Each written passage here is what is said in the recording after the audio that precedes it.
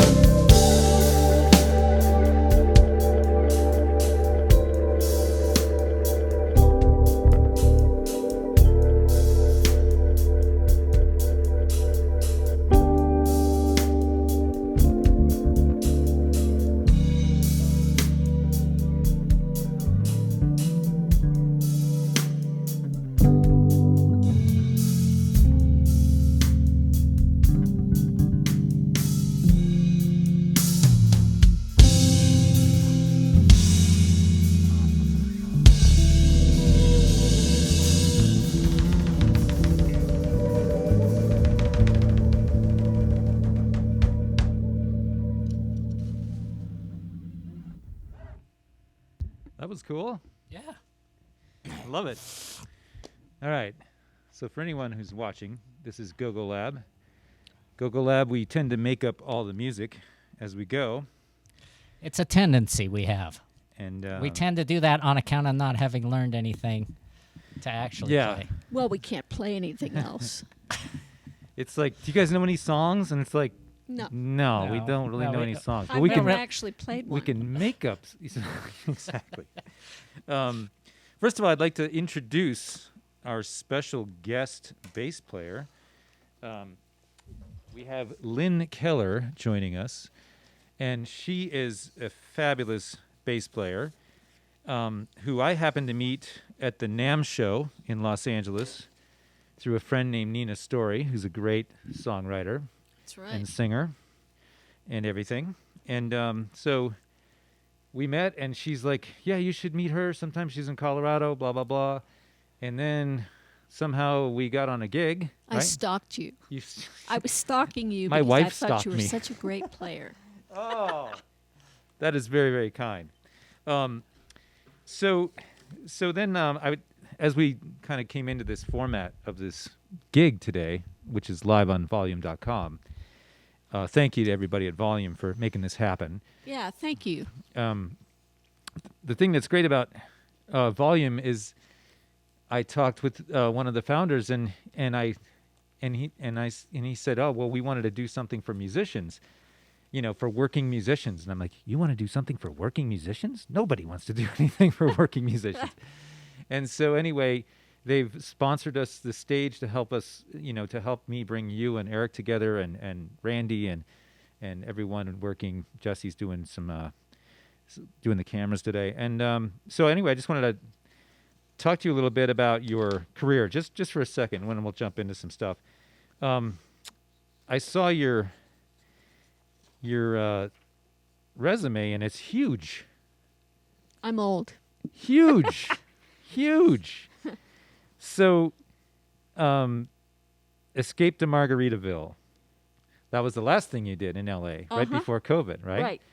And you were downstairs, and Jimmy Buffett was down there, right? Yep. Wow. Yeah. It just doesn't stop with you. Well, no, and he's somebody I'd wanted to meet for a long time, and I like to say it was my last hug before the hugless year. So your last hug was Jimmy Buffett. That's pretty good. Yeah. That's really good, actually. Well, let's talk about the real quick.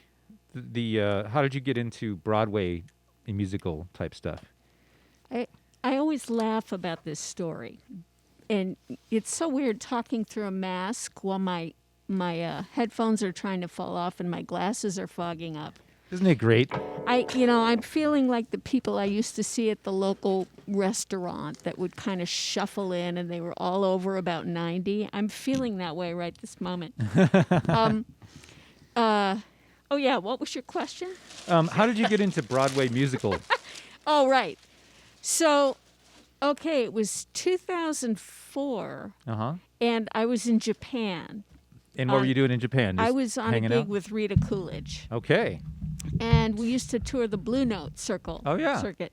So we were playing the Blue Note, and I get this email from this guy named John Miller.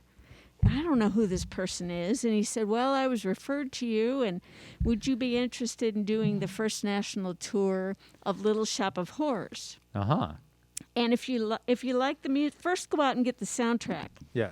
And if you like it, then on your dime, you have to fly to New York and audition by playing the show on Broadway.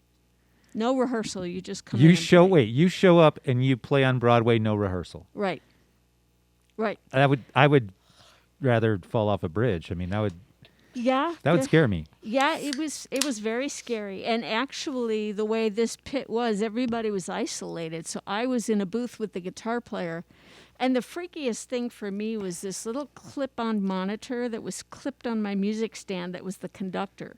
Oh, yeah. Yeah, that was a whole different thing. So yeah, that was my first foray into it. Wow. That's crazy. Well, let's play a little bit, and then we'll kind of continue your journey. into some of these. I mean, this is enough for like a a 4-week show. I mean, it's like it's crazy. It's crazy. So I did get a suggestion from someone who was looking for some island music. Ah. Eric, did you hear that? Island music. An island vibe. Let's see. Hit me with some island vibes. I could use some whiskey. Okay. Whiskey's not really an island drink. Do you have any rum? Yeah, this would be a kind of a really drunken island song if it was whiskey. Yeah, there you go. Yeah, you straight off the Jimmy Buffett musical right there, right? All right, well, let's do some island.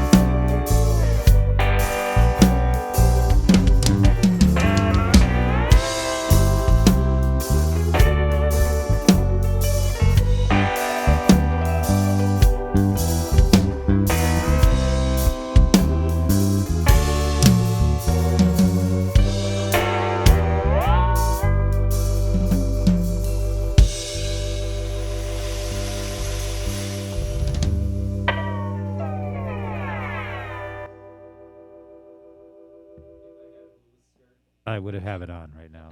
I mean, If you owned one. if I owned a hula skirt. It's so sad. So few of us actually own hula skirts. I know. Oh well. If you got some canned pineapple, this would be the time to get it out, I think. Mm-hmm. I feel like I might have some in my purse. Is it? Yeah, it's like sardines, you know. Yeah, I think I have some pineapple in my purse. All right. That's funny. So I'm just gonna race through this stuff because there's so much of it. Oh, Lord. So if you just joined us, we have bassist Lynn Keller, who's out here in Colorado, in between Colorado and Los Angeles, and she spent most of her career in Los Angeles. Blah blah blah. But you started doing these musicals. I see. Smokey Joe's Cafe, Grease, Fame, Little Shop of Horrors. That was the first national tour. Then Mask. I should know Mask, but I don't. I'm sorry. Well, actually, it was the musical version of the Cher movie. Oh, okay. And it was Barry Mann and Cynthia Weil who wrote the music to this. And the music was fantastic. Unfortunately, it kind of died on the vine. Mm-hmm. But the music was really good in that. It was a regional production that we did, but it never went any further. Okay. Well, it was good that you got it going. Then we have Leap of Faith on Broadway. Is that right? St. James Theater? Right. And then we have Sister Act, the Right. first national tour of Sister Act. Yeah. And then we have where you and I got to play. We have Reunion That's right. 85-69. That's right. And so we got to play a lot that period of time. It was Right, about we did. We also 4 got to weeks play or- with Beth Malone before Beth that, Malone, which was really a blast. which we have a show coming up in Aspen That's in right. 2 weeks or 3 weeks. Uh, Let's hope 3 weeks. I got to learn this I'd stuff. like it to be 3 weeks. April 10th and 11th. April 10th and 11th. That's my birthday, April 11th. Oh, great. Yeah, so we're we'll gonna be have- celebrating. Yeah, so we got to work with Beth Malone, and we're going to work with her again here soon. She's going to be up here on the 30th. We're going Right. to be rehearsing here for that Right. show. Then you went on to School of Rock, Mm-hmm. or School of Rock was kind of it's just kind of. Is it still going, or is it kind of going? No, that was a 2-year tour. That was a 2-year tour. ended, yeah. And then you went back to L.A. and you did Escape to Margaritaville. Wow. Right. Wow. That's a lot of experience. Well, it's great experience. I've learned a lot. And I do love it. If you're going to do that kind of work, you better love the music because you're playing it 8 times a week. Right. Oh yeah, boy, that's the challenge, huh? Yeah. Getting yourself excited about that music. Yeah, I've done a couple 3 shows, and That's it's like by about week 5 or week 6, I'm just kind of like, whew. Yeah, you're kind of like, is Ooh, this done doggy. now? I had a friend did river dance for 25 years. Oh my gosh. Wow. Yeah.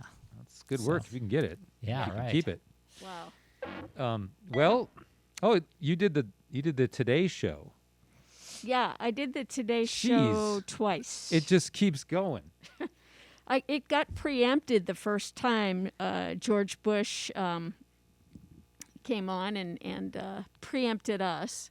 But the first time I was supposed to do the Today Show was with the original Fifth Dimension. Wow. I was on tour with them. And then the second time was with Diana Ross. It just keeps going. We're not worthy. I saw this list and I'm just like, whoa, this woman has just done it all. So thanks for coming up. Well, thanks for having me. And Yeah. see, now I get to just hang out and do the gigs I want and play with my dog. That's right. Sweet. Your new dog. Yes. Well, speaking of playing, I guess we should do some playing, huh? Sure. Eric, you want to set something up? Well, yeah. Shall we try Lynn's rock tune? What is Lynn's rock tune? We have That's called Bass and Drums Rock. bass and drums rock. The innovatively titled. I'm sure you never thought this title would ever come under public scrutiny, or you would have come up with something a little more evocative. Bass and drums do rock together. But it's true. It's not a false statement. Bass and Right. drums rock. They do. They do. Profound. It's profound thought, but yes. Somewhere around there? Yeah. Okay. So we kind of have a tempo. And do you want me to kick it off? Yeah. Okay.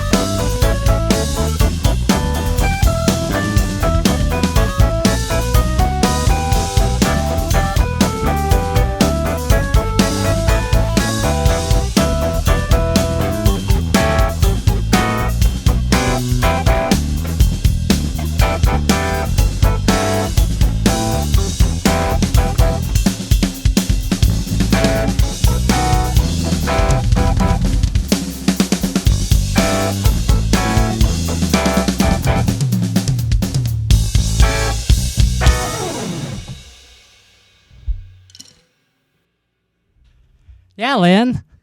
Bass and drums do rock. You're right. I think bass and drums rock. I think it happens here and there. Yeah. Wow.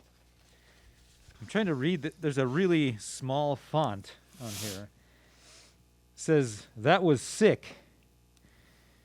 Anyone listen to something Harris? Calvin Harris? Anyone know Calvin Harris?" The only Calvin I know is a parrot.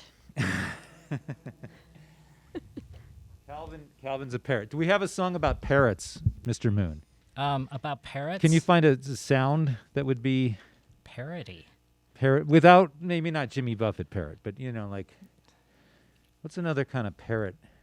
Yeah, huh? Do you have any parrot on your I think palette? actually that last song, that sound was pretty parody, didn't you think? I mean, I don't know. Like, how parody do you want? That's like that's angry parrot. It's an electro parrot. Yeah, that's what that is. Angry electro parrot. Yeah, I don't know. Parrots. I think we should do something with that sound. Well, we just did. Oh, okay. That's the sound I just used. So. Okay. We need a new sound. Even if you're not tired of it, I imagine they are. So. Oh, what's that? I don't know. Is that parody to you? I don't know. That's kind of like if Jack Nicholson was a parrot. What am I, a parrot for you? I think we go with that. Okay. I think it turns into like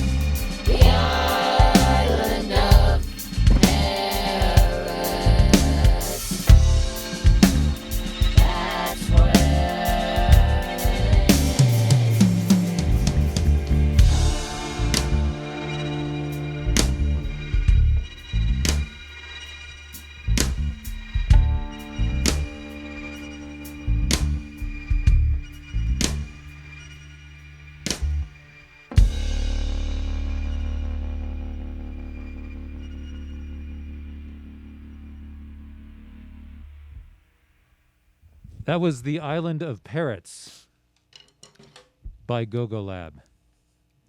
That sounded like, and that was a twisted island of parrots, if you're going to ask me. Yeah, I don't know. I don't know what it was, what particular herb you might have eaten by mistake while you were on that island. But exactly. Yeah, I think that happened. That's one you don't return from, for sure. You know that I'm going to say that the cursive writing on this app is pretty challenging to read. But anyway, let's get back to the program, shall we? So Lynn Keller, our guest bassist today. If you just joined us, this is gogoLab. We are at the Wrecking Room stage. We are in Lyons, Colorado, and we are broadcasting on volume.com. Thank you to volume.com. And it's a new platform for musicians to stream.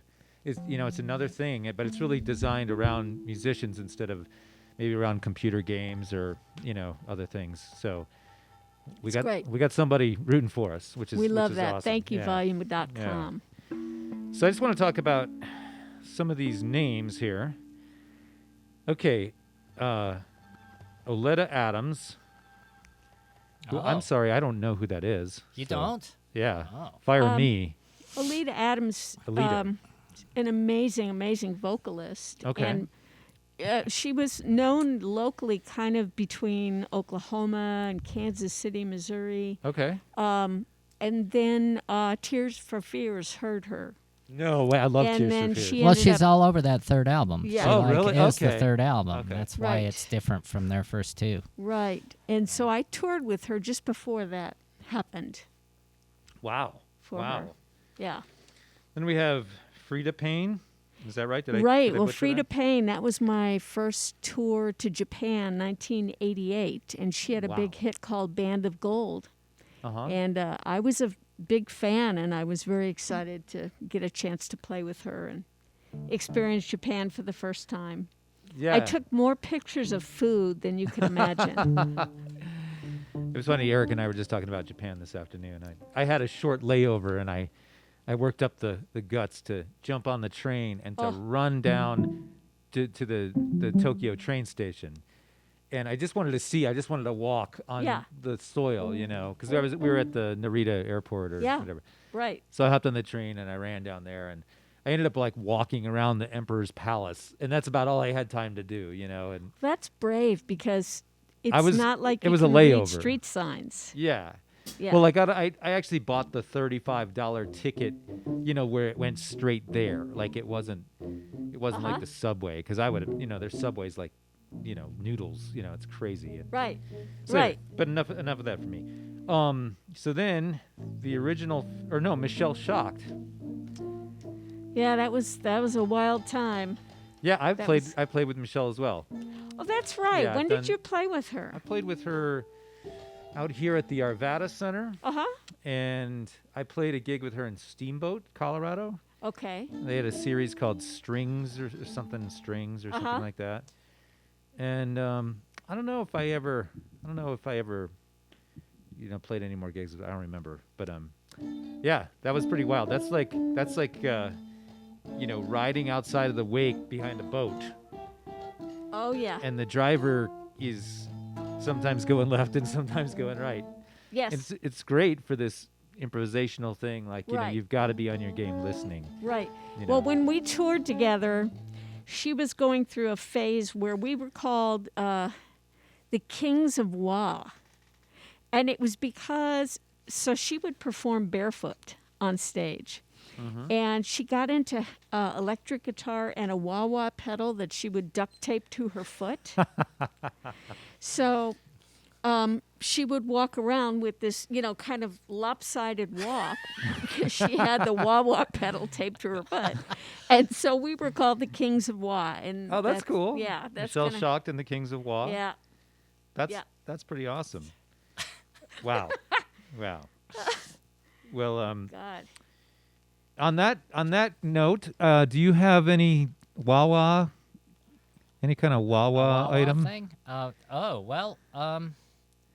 Gosh, I wonder if the wah is actually working on this one sound. We don't want to get in the danger zone or anything. But yeah, no, let's just see if the wah is working here. Maybe we could do, we had a suggestion for a Funky Friday. There's some. There we go. There's some wobble. I don't know if it's wah, but it's wobble.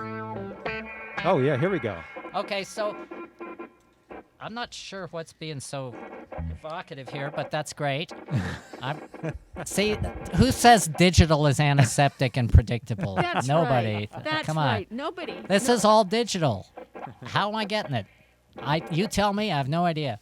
Okay, let's do a long intro to Persian drum and fruit. Fruit. We have a cue here from Lynn. We have a cue from Lynn. So let's do a long intro in A.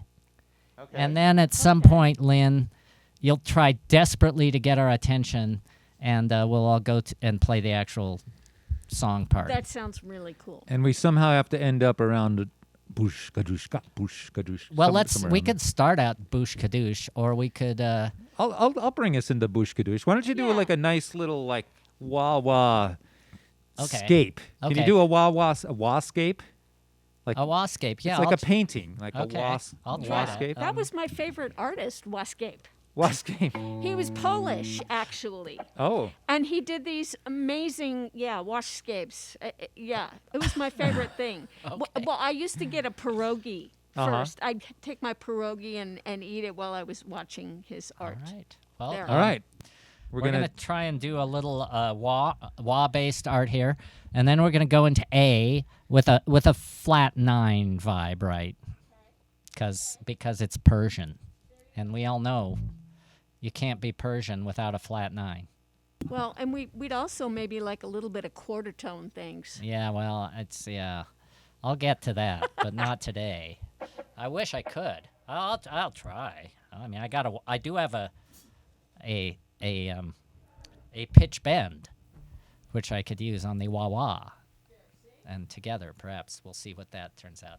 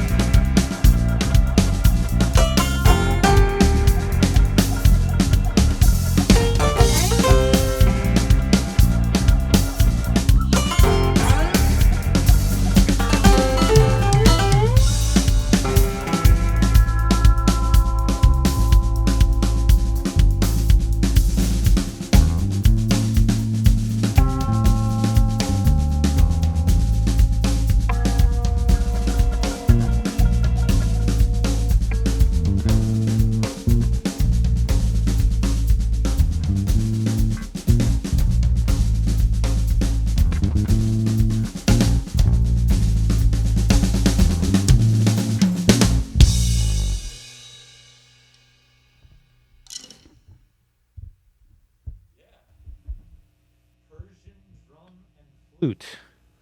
I sorry, never got a flute sound together for that. Sorry. That was like a Persian rug without the rug. Without the rug. Without the right? tassels, maybe. Oh, okay. I thought maybe it had a few too many tassels. But I kept tripping over the tassels on that. Well, it's more like Persian drum and fruit, like you said. Yeah, right. Drum and fruit. Yes. We like drum and fruit. Ah, I lost our little chat. I'm going to get back to the regularly scheduled program here, if I can find us. Oops. All right, I just saw my friend in Atlanta is beating us. We're right next to him. No, I'm just kidding. So I want to get back to your resume because it is so huge. Now this is.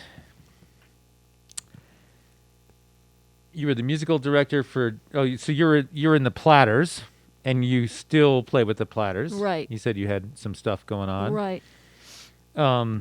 Jackie DeShannon, music director. Right. Rita Coolidge, music director. And Diana Ross for quite some time, for 10 years. Well, 10 years with Diana Ross and 14 with Rita Coolidge. Yeah. Wow. Yeah, and it was sort of all intermingled. I was juggling a lot of gigs at once. I was with Nell Carter at the same time as well. Wow. Yeah. And so tell us a story about juggling juggling big gigs. I mean, that's pretty nuts. Yeah. There are conflicts. You have to find subs, or you're brought in at the last minute to sub for someone else, or well, there was that too. There was people that I had rehearsed so they could sub for me. Yep. With Rita Coolidge. With Diana Ross, I played with her for a while and then took some time off because Rita Coolidge had offered me the gig full time. Okay. I was her sub initially. And then she offered me the gig full time, and I was with Diana at the time, and so I kind of veered to Rita, and I stayed with her until it was 1997. I was this was a story that we had talked about earlier. I was in England doing a month-long gig with Rita at a place called the Green Room. Okay. And so we were doing this gig, and the Friday night of the last week, I get a call from Diana Ross's bass player asking me if I could sub for him on the upcoming tour dates. Uh-huh. And I said, I could do that as long as I can go home and regroup, do my laundry. Laundry was big to me at the time. Right. So that was great. So I agreed, no problem. About a half hour later, I got a call from Diana's manager saying, we've fired the bass player. Can you meet us in Vienna tomorrow? Oh. And I said, no, I'm doing a duo gig with Rita. I can't be absent for the last night. Yeah.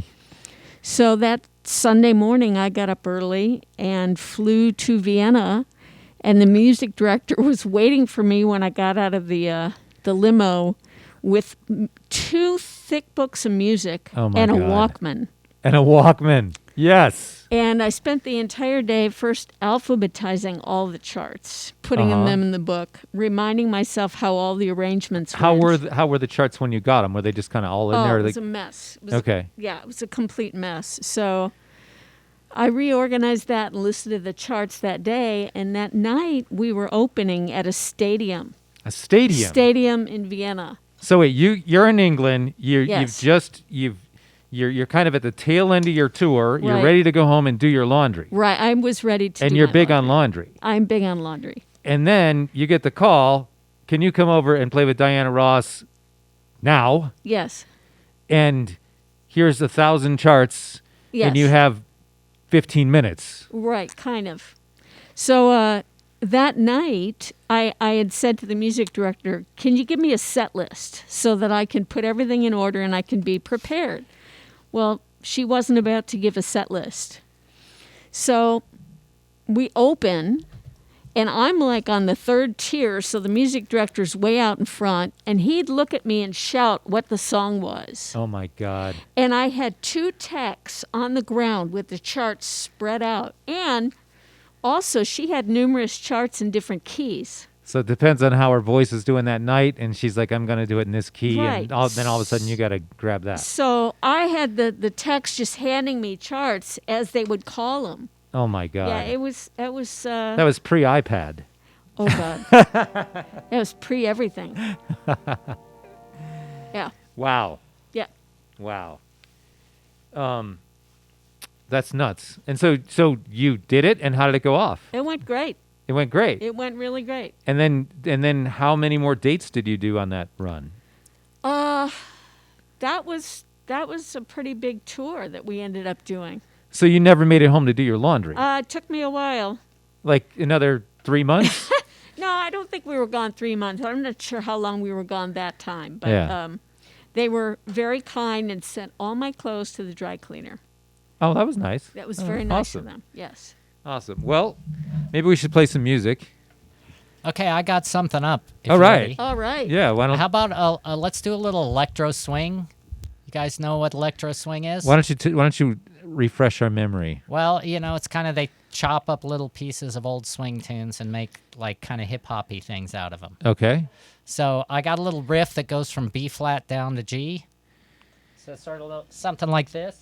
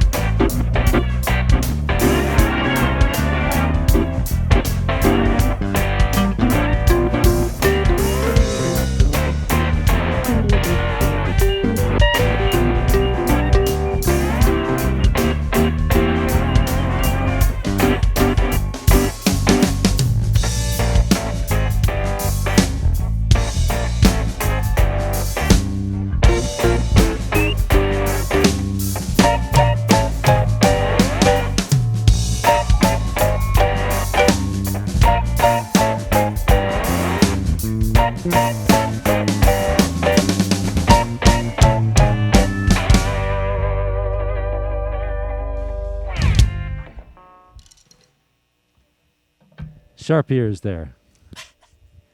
Yeah. That was fun. What was that again? I like that one. That's Electro Swing. Electro Swing, yes. Yeah. I like that. Makes me want to swing a little whiskey into my mouth. Oh, man. Oh, there is that, isn't there? I'm all out of whiskey. But that's all right, because I got to drive home. That's Yeah, good. we don't want you. No. We don't want you to do No, that. it's all good. So, again, while Eric is maybe finding something else, well, maybe we should go into some kind of weird, how about a weird drum and bass at some point? Like, you know, like a you know, something like that. But back to the paper. Because there's so much on this paper. Okay. I saw this, you know, I'm like, okay, she's done all this stuff. Crazy, right? And then I see this live performances, right? Yeah. Live performances. So then it's like, okay. And the first name on there is Stevie Wonder, Right. Smokey Robinson, Brenda Russell, Mariah Carey. You're just like, yeah, whatever. Well, I mean, the thing is, if you are ever in a house band situation That's true. in, you know, In L.A. well, in LA, I did Divas 2000, so I got to play with the late, great Donna Summer and Mariah Carey. And Mariah Carey, this was fascinating. She had a Kleenex girl. So so Mariah like had a cold or something, and there was a woman walking with her always that on a tray had a box of Kleenex. so that Mariah could constantly be blowing her nose and the woman had the tray. So wow. So when you was make it all the way to the top, you get a Kleenex. you get a Kleenex girl. Kleenex girl on a tray. And then I got to play with Faith Hill at that same thing. And she was, what a lovely person. Oh, yeah. Yeah. Wow. That's just absolutely not crazy. Actually, I heard a story about a Mariah Carey gold-plated toilet installed in a studio while she was working there. But anyway, that could be just hearsay. So Babyface, Sophie B. Hawkins, Faith Hill, Mel Torme, Richard Carpenter, Dionne Warwick. Yeah. David Foster. Mm-hmm. Burt Bacharach. Yep. Jackson Browne. Yep. I shared a dressing room with him. I actually such a nice guy. I played a wedding with Jackson. Did You you? did? Yeah, I did. A friend of mine got married,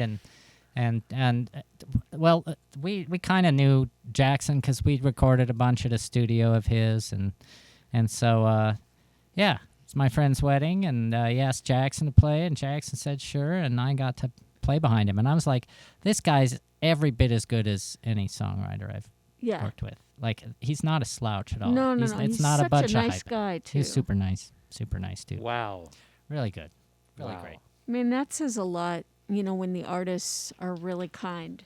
Yeah. Because Well, you don't yeah, see Well, the that. bass player in the band, however, was not. The bass player was like really rude and obnoxious, so it made it a little harder to appreciate Oh, my gosh. how Wow. cool Jackson was. Yeah, Yeah. it was unfortunate. Yeah. But whatever. Well, that's Not his fault. That's okay. Wait a minute. Peter Allen, Luther Vandross. Yeah. Well, we were playing Is it that like with, Caribbean Queen? Is that what? Who is that? no, I'm trying to remember the Luther Vandross hits. oh, my gosh. Well, somebody needs to write it in because Yeah, I'm spacing out can what somebody his hits were. name a Luther Vandross? Oh, man. Jesse commented that Mariah had a throne out. We saw her at the Pepsi Center, and they had the Wow. throne for Mariah. Like that's part of Wow. it's part of the get up. Luther was amazing. We were playing Madison Square Gardens with Diana Ross, Whoa. and he got up to sing with her in this beautiful, beautiful white suit. And we did this Lalo Schifrin arrangement of Amazing Grace that just my would tear God. your heart out. And he sang on that, and it was, oh my God, that was a time, there were no words for that. Unbelievable. Yeah. Unbelievable. Well, I better stop here because this list keeps going on. And maybe we should play some music, and then we'll get back to the list, Okay. Well, I got a little something up here that would go with your bass and drum vibe. Something in C. Okay. C dominant with sort of a sharp 11 vibe in there. Lydian dominant, for all of you music geeks out there.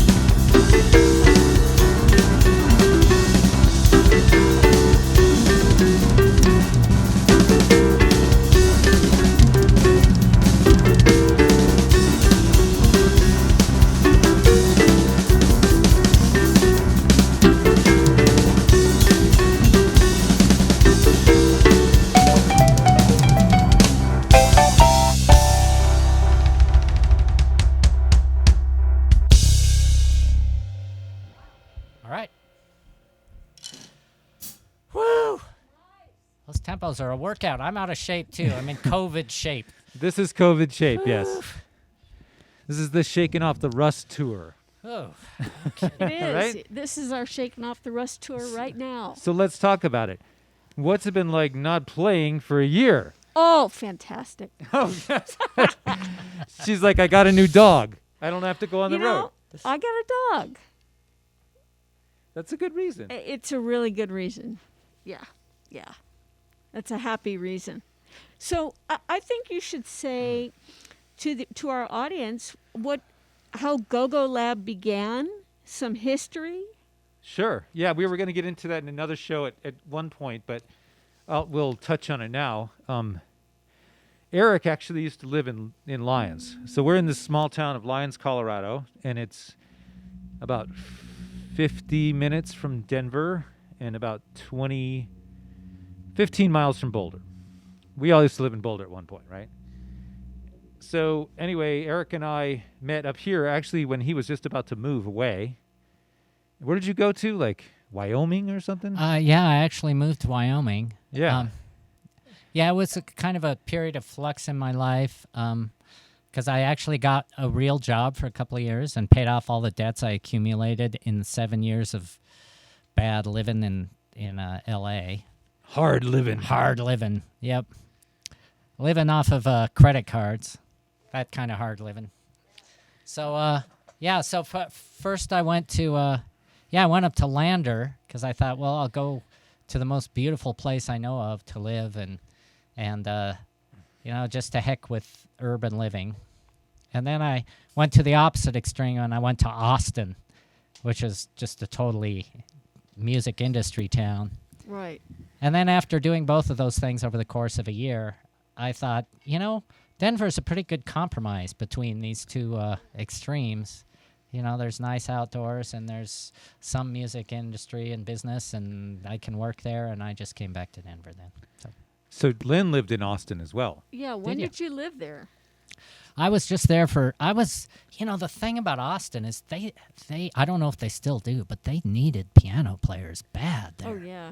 I mean, there were 10,000 guitar players and 7 piano players, and it's like, boy, I was like, I could work here. Oh my gosh, people were just desperate. But I couldn't stand Texas. And Austin is actually in Texas. If you look closely, you'll realize it is. I just couldn't bear it. There's no public land in Texas, Everything's private. You can't go camping anywhere. I didn't know that. I didn't know that either. I had to go. The nearest public land was Big Bend, like 8 hours drive away. Yeah. Except for like little parks, like, whatever. You could take a half a mile walk in a park. Huh. I had no idea. Yeah. So, really, the only way to get any kind of public, access in Texas is to have a boat, because I guess water is actually public in Texas. Lakes. Okay. Yeah. A lot of lakes are public, so you can go out on the lake on your boat, and then you're like, okay, I'm here, and I can be here, but no one's going to shoot me. So when were you in Austin? I lived there 76 to 86. Oh, really? Wow. I was during that time, actually about 84 or 5, I was down in Denton, but you weren't there yet, were you? I got to Denton in 85. In 85? Yeah. That's funny. I wonder if we, crossed, like, ships. Probably not. I was like some kid who was hanging out with all these drummers, Yeah, right. And it was, we lived in Bruce Hall. That's the dorm there. And I remember being there, and it was 116 degrees out that night, and Bruce Hall had no air conditioning. The musicians did not get air conditioning. Everyone else did. Jeez. But the musicians, and I was on the 3rd floor. And so the 3rd floor, no air conditioning, that was rough. They finally opened up they had a little hall, like in the, one air conditioned hall, and you grabbed your blanket, and you ran down there. But I had this bucket of ice, and I had this bucket of ice and a fan, and that wasn't working. So then I took the bucket of ice and I poured it on my bed, right? And then I tried to sleep, and then that just got warm. And so, anyway. Yeah, I remember in Austin, like, it would rain, and I'd be like, oh, it's finally going to cool down. No, it's just going to get more humid. Right. Yeah. Right. And then when I was in Austin, I was hanging out with in Denton, I was hanging out with the Furious Jazz Cats. So we'd get we had this room that was lined with mattresses. It was about 12 feet square in a rental place, lined with mattresses so it wouldn't bother the neighbors.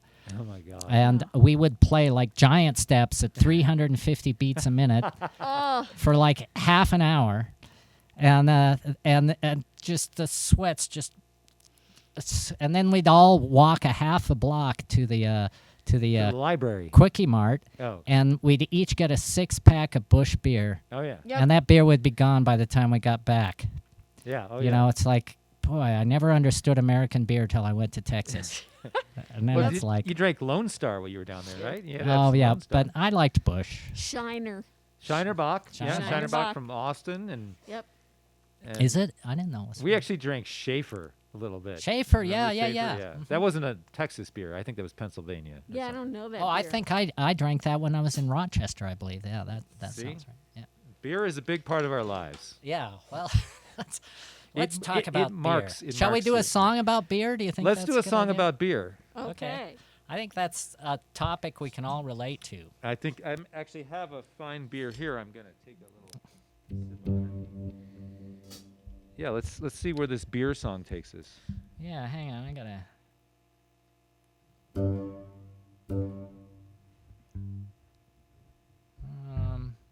I gotta get a beerier sound up though.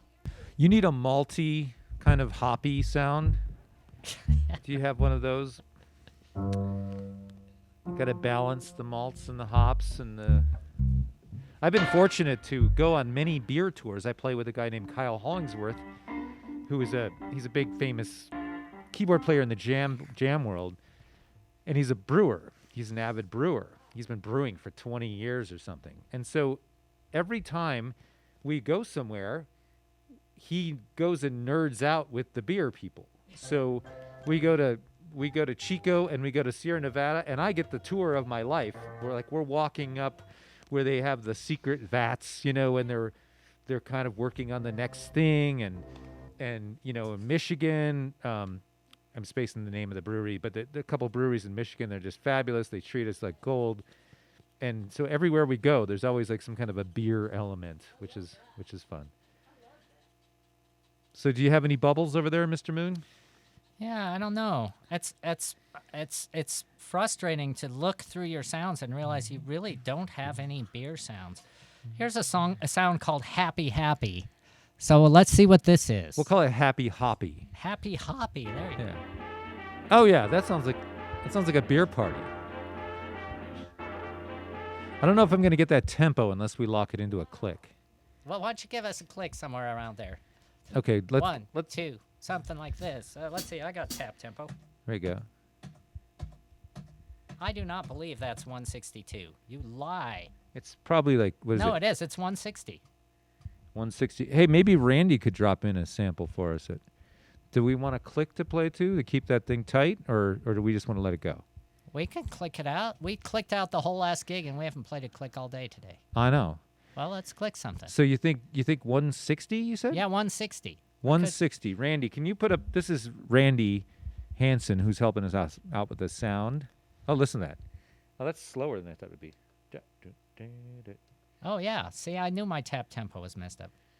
No, wait. My 160 is nothing like this 160. What's going on? So we're using new technology here. All right. Wait, let me see that. Let's see what my phone says. That's really 160? I don't believe you that's 160. No way that's 160, Randy. It's probably 80 or something. It's Is it 90. 80? Wait, 89. Yeah, so we need to crank that sucker up to 160. Is there a... Is there a way to do that? Let's see. Michigan is beer state. Yes, Michigan is awesome. We have... All right. Well, let's just turn the click off. yeah, let's then. turn the click off. There we go. And yeah, why don't you just dump us into something here?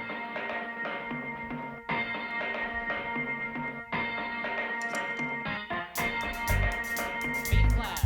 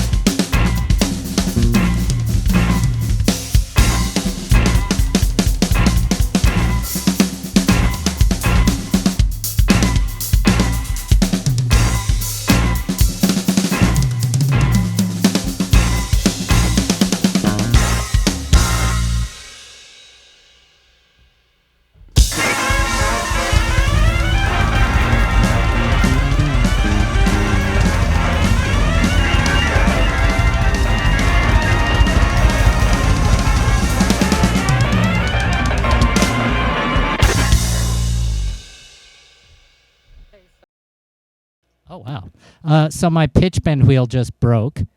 And that ended up, since there was different pitch bend amounts on every sound I was using, they all ended up in different keys. So that was like even more drunken than I could have intended to make it. Who knew? That's very drunk. So, wow. yeah, now I got Well, two different... And you were smoking on that, as was Brian. My God. I think we need a fire extinguisher. It's beer 30, so Wow. Wow. Yeah. Oh, I like that sound. Can you keep that up? Well, it's in the wrong key now because the pitch bend's broken, which makes it hard to play. Can we go to like a Far East vibe? Oh, I can definitely do that. Yeah, I know you kind of live in that. I'm going to talk about Lynn just a touch more because there's just so much to talk about. It's just insane. So I'm going to finish going down this list. Feel free to enjoy your local Lyons whiskey, ladies and gentlemen. From the distillery in Lyons, Colorado. We have a fabulous distillery here. Thanks to Craig, who is he sponsored a series this summer. They had bands driving around on the flatbed of a truck, and there's a guy named Joe Kukla in town, and he and Larry, they put together this roving stage. Wow! And so we were able to play. I was able to play with Jesse, and gogoLab actually was able to do a gig on the rolling stage. Great. I think they called it the bandwagon or something. But anyway. How perfect, though. So we were sponsored by the distillery, and there was a bottle or two of fine liquor that showed up, and it got a little crazy. That's great. That's okay, great. So back to the list here. We've gone through crazy stuff. We stopped off with your story with Luther Vandross. Then we've moved on to Lucy Lawless. Oh, right. Donna Summer. Right. Okay, Liza Minnelli. Yes, that was pretty wild. That was pretty wild because she was a guest on a show that I did every year for the Help Group in LA, which provides schools for folks that are on the spectrum. Mm-hmm. So she came out to sing, and like the band didn't know any of her music. Oh God. That was pretty wild. Yeah. That's got to be with this, and there was no iPads to be like, let's pull up a chart. Yeah. No chart. Crazy. Okay, so then Marilyn McCoo. Right. Denise Williams. Right. Well, Marilyn McCoo and Billy Davis Jr. were part of the original Fifth Dimension that I toured with. Okay. Yeah. Mary Russell. Right. Olivia Newton-John. Yeah. Okay. Well, that's yeah. Well, no, that was just 1991. I was the house band for a big tour that played in Australia and New Zealand. And on that tour, I had the opportunity to play with Olivia Newton-John, the Nelsons, Meatloaf, Stephen Bishop, Ray Parker Jr. There were more people that went, but yeah, that was an amazing tour. Wow. Yeah. So I got to play with all of them. And in fact, 2 years ago, I music direct an event called the Movie Guide Awards in LA. And a couple years ago, Olivia was one of the guests. All right. And we weren't playing with her. She was doing a doing her own different thing. Yeah. But I went up to her. I said, I know you won't remember me, but I played a tour with you in 1991. Uh-huh. And she remembered the tour. She goes, oh, that was the tour where people went bungee jumping. Did you do that? I said, no. But yeah. Wow. That's crazy. I'm going to kind of finish down the list here because we're going to look at some of your TV appearances after that. Okay. So we're going down. So you said Meatloaf, Stephen Stills. Yeah. What tour was that? Where that was one of the shows, right? He was in Australia as well. Okay. Yeah. Sharon McKnight. Right. Sam Harris. Right. I'm going to butcher his name. Placido Domingo. Placido. Thank you. Randy Brecker, the late Randy Brecker. Yeah. Mm. Mm-hmm. And I gave him a ride from the airport up to Greeley. No Did way. you really? Yeah, he was there with Steps Ahead. Oh, I love Steps Ahead. Steps Yeah. Yeah, Ahead. he That- and Ileana. I picked them up at the airport and Oh my gosh. took them up. Do you know the song Pools? Yeah, I think so. That's one of my favorite I just songs. what's the one that's a bump bump a bump bump ba-da-da, ba-da-da, ba bump bump. You don't remember that? Not sure which tune. Yeah. It's been a while. I was a fan. Yeah. Back in Oh, the it's day. been a Long while, time yeah. ago, right? Long time ago. Right. All right. Billy Davis Jr., Ray Parker Jr. I mean, you know, Well, you know, I Wow. will say that I was lucky to be in many of the right places. that's at the just right page time. one. That's just page one. I got another page here, and it's Well, we should play some because it's 7:57, I right? think we can go play. over. I know we can, but I still. think we need to play. And Yeah, we should play. Some. You requested some Middle Eastern, Yes. No, Far Eastern actually. Far East. Far Eastern. But you can go to the middle first. Yeah, let's go there.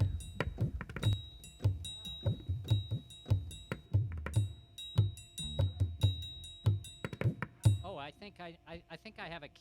No, I have a key in mind. Let's see. I better tell you what it is, Lynn. Let's see what it is.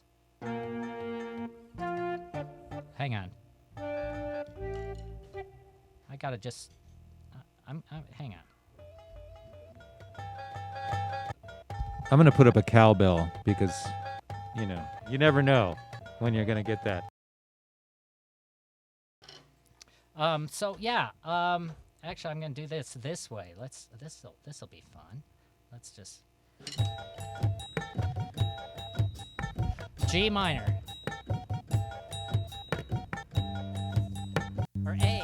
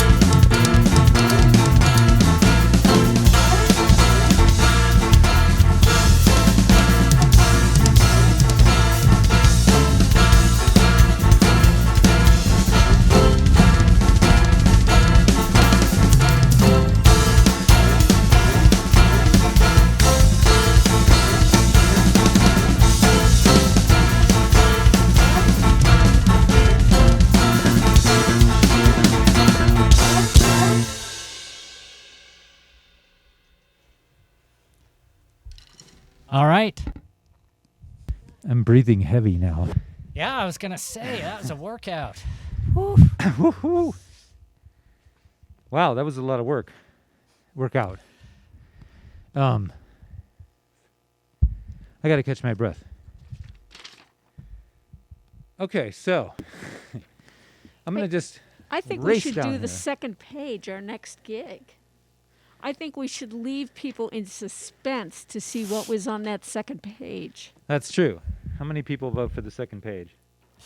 I kind of want to glide down here real quick.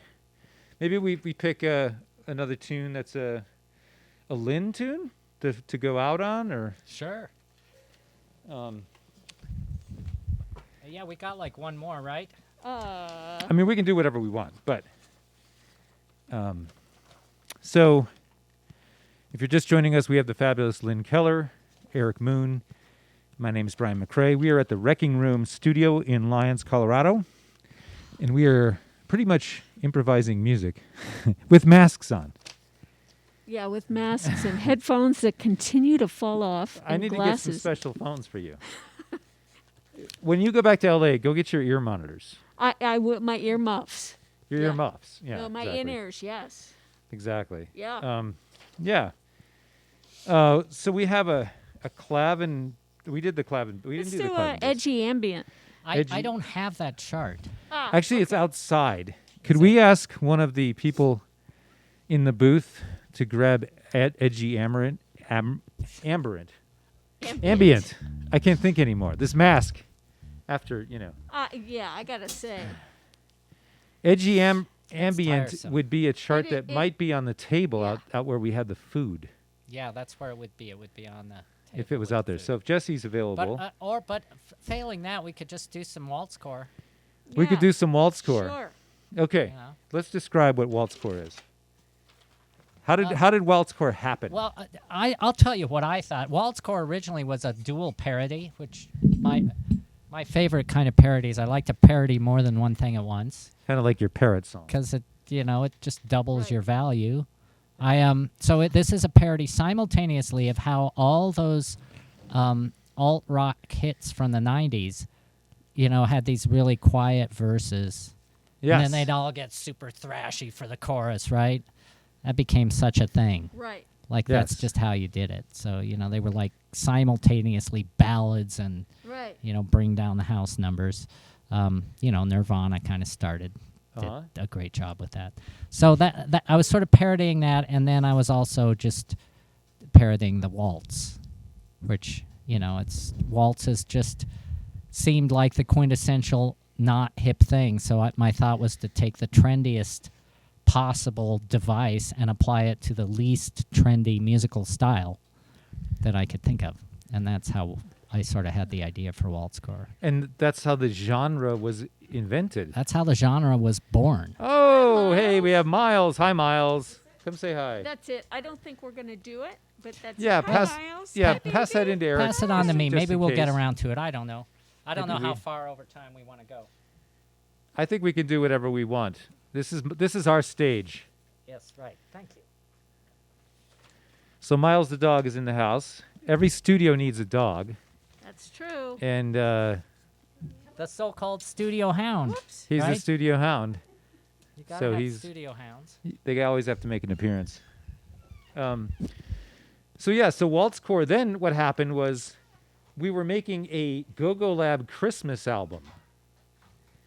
And, if it's a gogoLab, it's got to be pretty messed up. So we ended up doing Away in the Manger as a waltz core. Wow. Yeah. And so it's kind of like the circus meets heavy metal. Yeah. It's a heavy metal circus vibe. Okay. Yeah. So you're kind of like boom, ching, ching, boom, ching, ching, boom, ching, ching. And then you go to chicka, chicka, chicka, chicka, chicka, chicka, chicka, chicka, chicka, chicka, chicka, chicka, chicka, chicka, and it just, and you kind of go back and forth. Okay. But you got to watch me because I'm going to cue you when we're going to go into the hard, heavy rock stuff. Oh, Lord. Okay. But we're going to hang out at the circus for a while. Okay. All right. And Eric has attended many circuses. Yes, that's right. My very first girlfriend ran away to join the circus. No Really? way. She joined she was a trapeze artist. Wow. Okay. And she ran away and joined a Mexican circus. Wow. So, yeah. And ever since you've been writing circus has been through your head. It imprinted on me strongly. Well, let's go to the circus. All yeah, right. okay, hang on. And let's upset it with some waltz core. Hang on. I got issues here. Just a sec. I got to get a...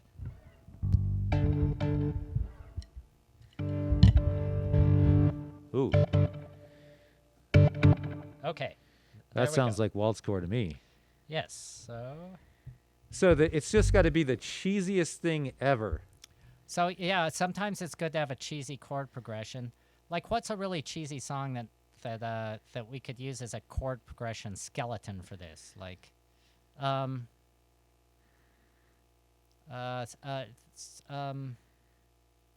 the Monkees? If You're Happy and You Know It. Oh. Do you know that chord progression? Do you think so? It's 1 5 5 1 and then a walk up, I think.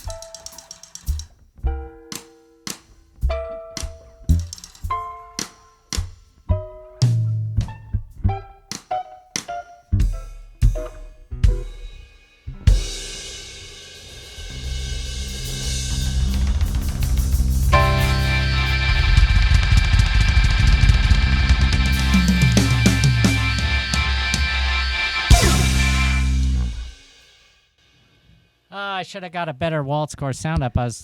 Oh man, there's so many problems. But hey, we made some music anyway. We made music. We did, and that was the most lovely romantic song I've ever heard. That's waltz core, ladies and gentlemen. Yeah.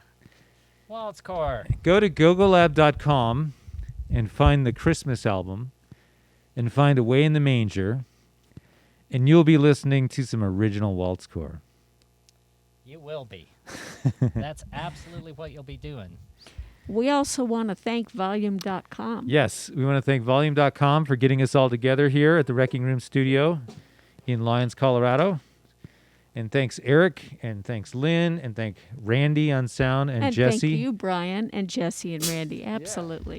Yeah. And Eric, the wonderful Eric Moon. Awesome. Thank you all. This was great fun. Let's do it again. We will be doing it again. Let me see what the last... we got some woo-hoos. Ben, my friend Ben said, you guys are the waltz cores. So you don't know, but you played a gig with Ben, who's chiming in on here. Ben is my friend from Atlanta, and he played a gogoLab gig with us at Opelousas way back in the day. Way back? Yeah. So bass player? Yes, he played bass for us. Okay. Yeah, it was really fun. Yeah, Opelousas. Anyway, I think we're going to sign off, right? You guys tired? Yeah. We played for over 2 hours. Yep. That was a long set. That was a long set. Lovely set. Thanks, Volume.com. Thanks, everybody, for watching. And we'll see you next time tomorrow night. I will be here at the same bat time, same bat channel, Wrecking Room at 8 p.m. Eastern, with a group called Rabblefish. And it's kind of guitar fusion music. Guitar confusion, maybe. It's funky guitar rock. We got a great band. And we'll be here tomorrow, 6 p.m. Mountain Time and 8 p.m. Eastern Time on the Wrecking Room channel on Volume.com. So we'll see you then. Bye. Bye, folks in TV land.